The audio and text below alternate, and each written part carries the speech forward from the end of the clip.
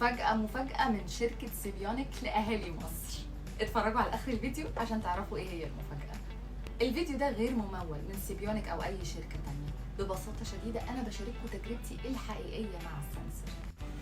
أهلا النهاردة هكلمكم عن رأيي في السنسور بتاع سيبيونيك. زي ما كنت قلت لكم في الفيديو اللي قبل كده ان سنسور سيبيونيك ده انتاج شركة صينية، وعرفت فعلا ان آلاف من الصينيين بيستخدموه حتى لو ما عندهمش سكر.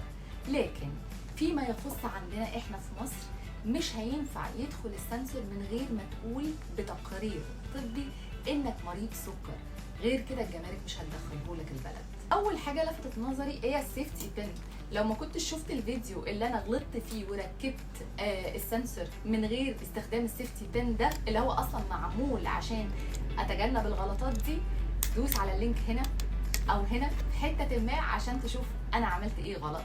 بس السيفتي بين ده فعلا ليه لازمه، لانه بيحمي السنسور من انه يطلع على الهواء او انه يتضرب على الهواء، يتفتح على ولا حاجه، لازم يبقى على الدراع عشان تعرف تحطه بامان. انا ما عملتش كده، فشوفوا الفيديو. من المميزات في السنسور اللي عجبتني انه محكم، الادهيسيف بتاعه او اللاصق محكم، رغم ان انا خبطت في كذا باب طول ما انا مستخدماه. انا بستخدمه ل 14 يوم، بيتغير كل 14 يوم، فبالتالي لو انت عايز تجيب او تغطي نفسك لمده شهر هتبقى محتاج تشتري 2. انا فعليا مش مستخدمه اللاصق اللي هم بعتوه، دي كانت حركه حلوه اللي هم بعتوه في العلبه. هتبقى محتاج تنزل الابلكيشن على موبايلك عشان تعرف تقرا، يعني يبقى في حاجه اسمها كاليبريشن، اتساق وتواصل ما بين السنسور اللي على دراعك وكمان الموبايل. الميزه بقى والمميزات الصراحه اللي موجوده في الابلكيشن، اول حاجه ان زيه زي فري ستايل ليبر الاحدث، سواء 2 و3. واحد عندهم منبه اللي هو يحذرك انك بتقل عن مستوى معين من السكر او بتزيد عن مستوى معين من السكر. تاني حاجة ان تقدر من خلال الابليكيشن تشارك قراياتك مع حد تاني، كل ما عليه الحد التاني ده سواء الدكتور، مامتك، باباك، يور بارتنر او شريك الحياة، انه ينزل كمان الابليكيشن بتاعته على الموبايل، ابليكيشن سيبيونيك، فيقدر يشوف القرايات بتاعتك. اول ما ينزل ابليكيشن السيبيونيك هتسكان الكيو ار كود من موبايلك، فالاتنين يبقوا متصلين ببعض. الابلكيشن نفسها كان فيها امكانيه انك تنزل اصلا التقارير بتاعتك وتشوف بعينيك انت مستوى سكرك على مدار ال 14 يوم كان عامل ازاي، على مستوى اليوم، كمان برسومات وجراف توضح لك انت within target ولا لا، اللي هي يعني بالعربي في النطاق ولا لا. حاجه مهمه جدا محتاجين كلنا نركز فيها، دقه السنسور، دقه الحساس، بيديني اي قرايات والسلام، اقدر اعتمد عليه ولا لا. اللي حصل ان انا اول يوم ما قدرتش اعتمد عليه، كنت كل ما احلل الاقي فرق ما بين تحليل الجلايكيميتر اللي هو الجهاز اللي بالشكشكه وبالدم وبالشرايط وما بينه، بس ده اخد يوم واحد بس. بعد كده اثبت انه عنصر الاختلاف اللي هو ما بينه وما بين الجلايكيميتر الاكثر دقه قليل، مفيش اختلاف يعني، وبينافس في دقته شركات كبيره. وده كان بحث اتعمل، هشارككم صوره منه، انه فارق ما بين الجلايكوميتر والسنسور بتاع سيبيونيك 8.8، ودي حاجه على فكره كويسه جدا، يعني بينافس السنسور بتاع فري ستايل ليبري وشركه ابت الكبيره ودكس كوم كمان.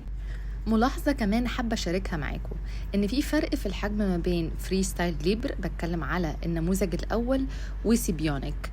الحقيقة الإبرة، أو أنا بقول عليها إبرة بس هي لا ترتقي الإبرة لأنها رفيعة جدا وخفيفة، أنا حتى بحركها قدام الكاميرا عشان تشوفوا، هي عاملة كأنها فتلة بس ماسكة نفسها شوية. الحاجة الوحيدة اللي ما عجبتنيش في استخدام سنسور والأبليكيشن بتاع سيبيونيك النوتيفيكيشن، رغم إن هي بتنقذ الحياة في أوقات كتيرة وتخليني دايما في النطاق، لانه اول ما بيحصل ان انا مش في النطاق اعلى من رقم معين او اقل من رقم معين بيديني تنبيه. بس في سيبيونيك والابليكيشن التنبيه ده ما بيتشالش بسهوله، بيفضل موجود، فما تبقاش عارف، اولا بيبقى مالي السكرين عندك وما بتبقاش عارف دي حاجه قديمه ولا جديده وحاصله دلوقتي. بيدي صوت صحيح بس برضه بيلخبط. مش هقدر انكر ان خاصيه التنبيه دي حاجه مهمه وادفع فيها فلوس زياده، خصوصا لو عندك طفل. بشكل عام سعره دلوقتي $63. انا مش هقدر اقول لكم المبلغ الكامل اللي هتدفعوه في النهايه، لانه في فلوس كمان هتدفعوها فيما يخص ان انت تدخله من الجمارك، بس عايزك تحسب حسبة ان في خاصية التحذير والتنبيه المهمة جدا، غير المميزات التانية اللي اتكلمت عنها.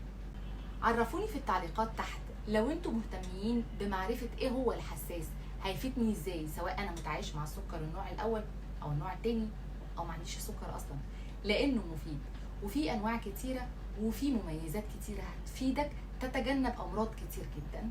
مفاجأة بقى ان بعد ما بعتولي السنسور واتكلمت عنه معاكم، اهتموا جدا بمصر وفعلا خصصوا لينك معين لاهالي مصر من خلاله تقدروا تطلبوا السنسور العدد اللي انتوا عايزينه، مع الاخذ في الاعتبار ان معاك وهتقدم التقرير الطبي اللي يقول ان ابنك او انت شخصيا مريض سكر.